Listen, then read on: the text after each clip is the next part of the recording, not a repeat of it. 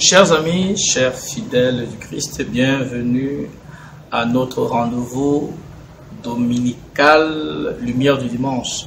Et nous sommes rendus, avec la grâce de Dieu, au 19e dimanche du temps ordinaire, année B.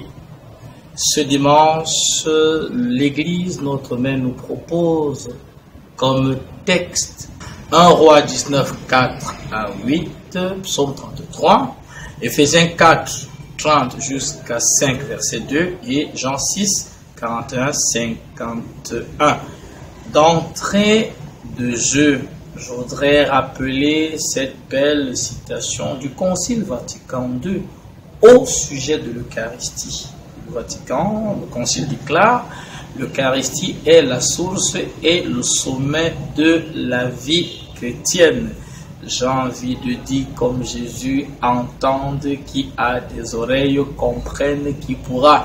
Mais tout au long de cette balade du jour, on aura quelques pistes d'éclairage. Saint Augustin aussi l'a dit en son temps, s'adressant à ceux-là qui venaient de rejoindre la grande famille des enfants de Dieu, une catéchèse dominicale: devenez ce que vous recevez. Je m'amuse souvent à ajouter à la suite du grand Saint Augustin: devenez qui vous recevez. Vous avez perçu la différence, mais qui fondamentalement ne change rien. Ce dimanche, chers frères, ce dimanche, chers amis, la question directrice, elle est très simple. Vraiment très simple.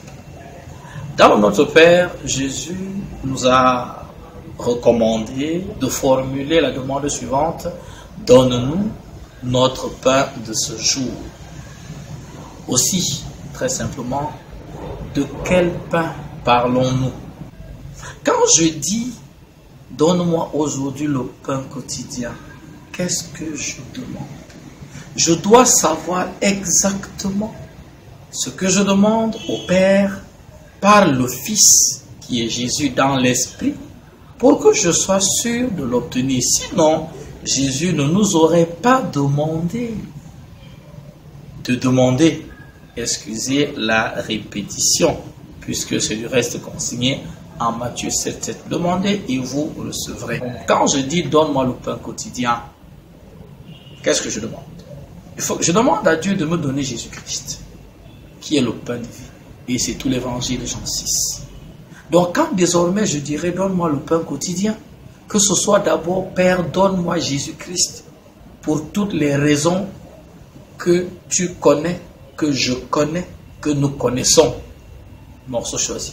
Lui-même, il a dit: je suis le pain de vie.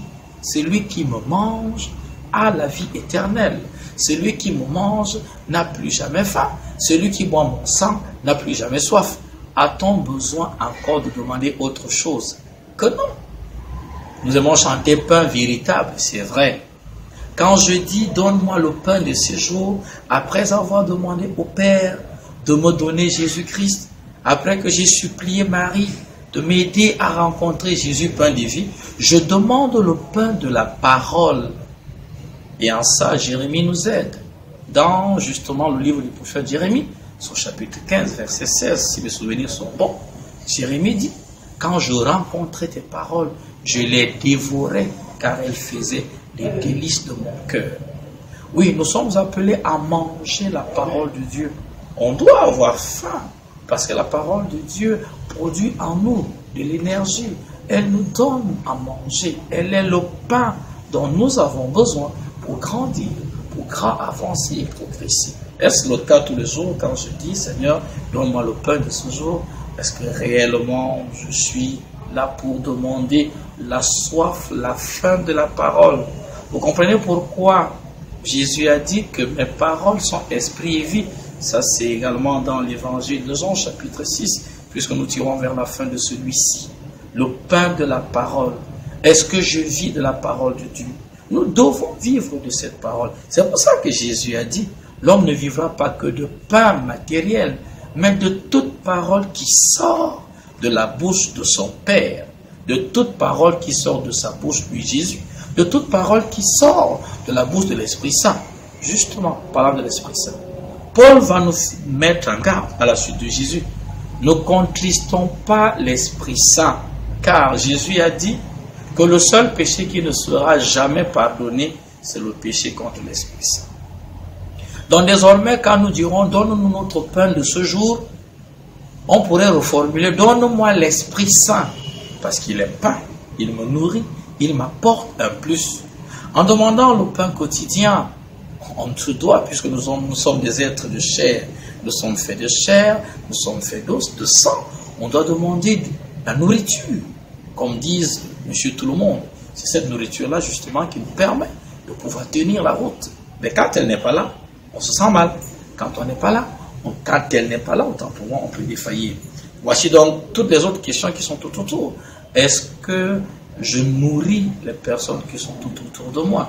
C'est pour ça que Jésus a dit que donner à manger à un être humain, à un prochain, est un signe divin qui me garantit le ciel. J'avais faim, tu m'as donné à manger. Quand je demande à Dieu de me donner le pain quotidien, que je demande aussi le pain quotidien qui s'appelle le partage. Car quand j'aurai mangé, que je ne refuse pas à manger à celui qui est dans le besoin. Et c'est pour ça qu'on doit toujours avoir à l'esprit cette belle prière. Ouvre mes mains, Seigneur, qui se ferment tout garder. Le pauvre a faim devant ma maison. Apprends-moi à partager. Donne-moi le pain quotidien en lien avec les Écritures. Donne-moi l'esprit de sacrifice pour que j'apprenne à me sacrifier pour les autres et jamais sacrifier les autres pour moi. Donne-moi l'esprit de service pour que chaque jour, je sois celui-là qui sert. Voilà une demande que Dieu ne peut qu'agréer. Voilà une demande. Si elle est faite telle qu'on vient de le dire et dans l'esprit qu'on vient de présenter, Dieu n'a pas d'autre choix. Le Père n'a pas d'autre choix. Jésus n'a pas d'autre choix. L'Esprit Saint n'a pas d'autre choix que de répondre favorablement à notre demande, favorablement à notre prière. Au début de notre parcours, j'ai cité cet Augustin qui demandait que nous devenions ce que nous recevons. Et j'ajoutais, devenir qui nous recevons. Au soir de ce dimanche, le 19e, oui, demandons à Jésus la grâce d'être nous-mêmes des pains de vie. Que ceux qui veulent nous manger n'aient pas peur d'être malades. Que ceux qui veulent nous manger n'aient pas peur de mourir. En passant, quand je mange Dieu, c'est pour avoir la vie. Aussi que ceux qui me mangent, à travers le sacrifice, à travers les services que je leur rends, à travers ma gentillesse, à travers mon humilité, et bien que ces personnes-là vivent, afin qu'elles aussi elles soient donneuses et porteuses de vie. Et ainsi le royaume des cieux s'étend et grandit. Donne-moi mon pain de ce jour. Donne-moi Jésus. Donne-moi ta parole. Donne-moi le pain qui nourrit mon corps. Et que surtout moi-même, je sois pain de vie. Et pour être pain de vie, mon ami, il faut accepter de mourir. Pour que les autres te mangent, il ne faut pas manger les autres. Pour que les autres puissent te manger, il faut que Jésus t'ait transformé, que ta vie soit transfigurée. C'est ma prière cette semaine, c'est mon vœu, que chacun de nous soit pain de vie pour les autres, car recevoir Jésus, c'est le donner. Et ainsi, nos vies seront agréables, plaisantes aux yeux de Dieu. Elles seront bénies, elles seront prospères, elles seront protégées par lui et rien ni personne ne pourra nous détourner du royaume des cieux. Bon dimanche, bonne semaine et à la semaine prochaine avec la grâce de Dieu.